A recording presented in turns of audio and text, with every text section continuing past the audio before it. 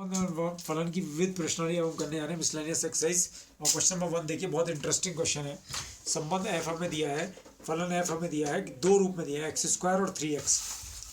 फलन एफ का मान है एक्स स्क्वायर। आप कब लेंगे? जब 0 से 3 तक एक्स की वैल्यू होगी।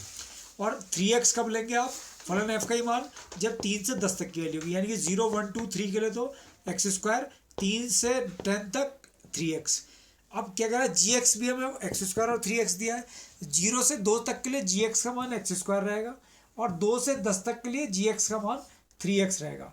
अब ये दोनों परिभाषित फलन है, डिफाइंड फंक्शन है। तो वो कह रहा है दर्शाइए, क्या दर्शाना है कि f तो एक फलन है, ये तो एक फंक्शन है, लेकिन g जो है वो फलन नहीं है। ठीक है, तो मैंने क्या करा, फलन fx ले लिया, एक्स स्क्वायर और 3x। तो fx बराबर एक्स स्क्वायर किसके लिए है? 0 less than x less than equal to 3 के लिए। तो f1 की वैल्यू अगर हम f पहले 0 से 3 तक, यानी कि 0 से 3 तक, तो f0 की वैल्यू 0 स्क्वायर 0, f1 की वैल्यू 1 स्क्वायर 1, f2 की वैल्यू 2 स्क्वायर 4 और f3 की वैल्यू 3 स्क्वायर 9। ठीक है, ये वैल्यू आ गई fx बराबर एक्स स्क्वायर से। अब fx की वैल्यू 3x भी है, 3 से लेकर 10 तक के लिए। तो अब fx बराबर 3x किसके लिए? 3 less than equal to x less than equal to 10। ठीक है, तो 3 से लेकर 10 तक मान रखेंगे।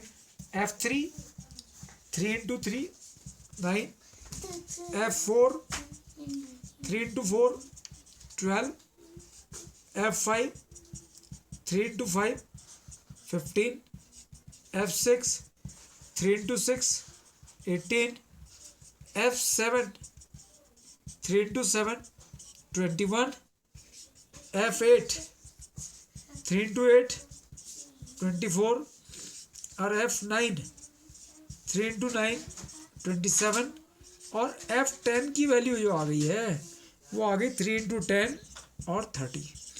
अब देखो, ध्यान देने वाली बात क्या है, ये हमने fx बराबर 3x से निकाले। पहले वाले fx बराबर एक्स स्क्वायर में f3 की वैल्यू कितनी है? 9। दूसरे वाले fx बराबर 3x में f3 की वैल्यू कितनी है? 9, यानी कि सेम वैल्यू आ रही है। ठीक है, तो फलन f के मान क्या है? बहुत ध्यान से देखो, फलन f के मान, फलन f क्या बने?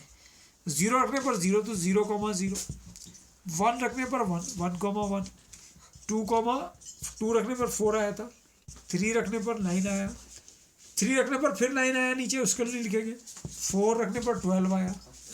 ठीक है, 5 रखने पर 15 आया और 6 रखने पर 18 आ रहा है और 7 रखने पर 21 आ रहा है।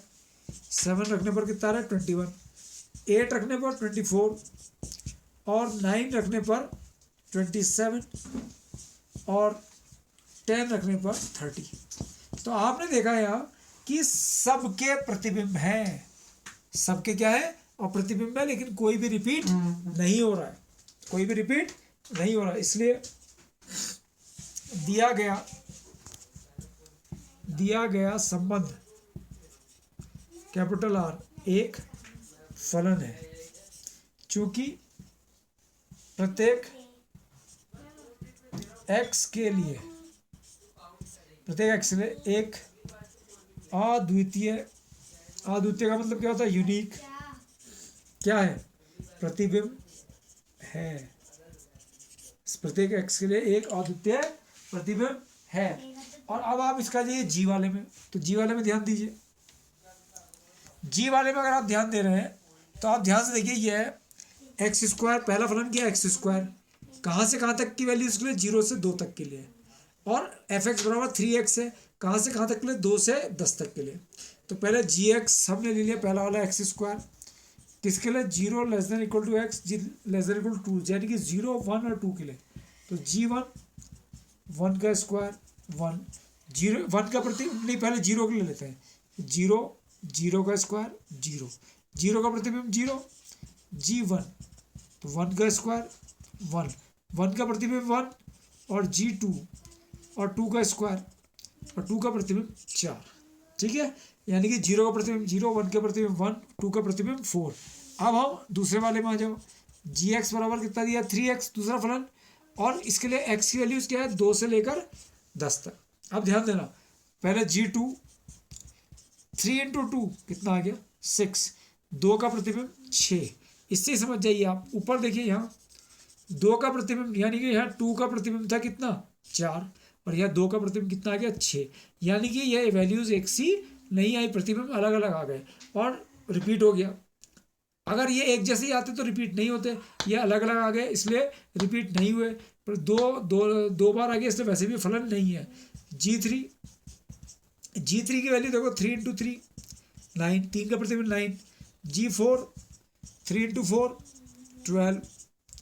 G5 5 का प्रतिबिंब देखो 3 into 5 15। G6 3 into 6 18। G7 3 into 7 21। और G8 3 इंटू 8 24। G9 3 इंटू 9 कितना हो गया 27। और G10 3 इंटू 10 कितना हो गया 30। तो अगर हम यहाँ पर G लिखें तो G हमारा 0 रखने का पर 0 प्रतिबिंब मिला, 1 रखने पर 1 मिला, 2 रखने पर 4 मिला, फिर 2 जब हमने रखा तो 4 ना मिलके कितना मिल गया 6 मिल गया। बस यहीं पर ये रिपीट भी हो गया और प्रतिबिंब भी क्या आ गए अलग अलग आ गए। जैसे रिपीट तो एफ वाले में भी हुआ था लेकिन दोनों के प्रतिबिंब सेम थे तो इसलिए हमने उसको एक ही बार लिखा। और 3 रखने पर कितना मिला 9, 4 रखने पर कितना मिल रहा है 4 रखने पर कितना मिल रहा है 12, 5 पर 15, 6 पर 18 प्रतिबिंब मिला, 7 पर 21 और 8 पर 24, 9 पर 27 और 10 पर 30। ठीक है, तो यहाँ आप देख रहे हैं ये 2 और ये 2 रिपीट हो गए तो इसलिए फलन जो संबंध जी है वो एक फलन नहीं है। देखो चूंकि अवयव 2 के प्रतिबिंब 4 तथा 6 है, 2 के प्रतिबिंब 4 भी है और 6 भी है, जो अद्वितीय है। अद्वितीय का मतलब यूनिक नहीं है, इसलिए यहाँ जो इसलिए संबंध जी जो है एक फलन नहीं है, इसका संबंध जी एक फलन नहीं है। एक बात और बताना चाहता हूँ आपको, ध्यान से देखो।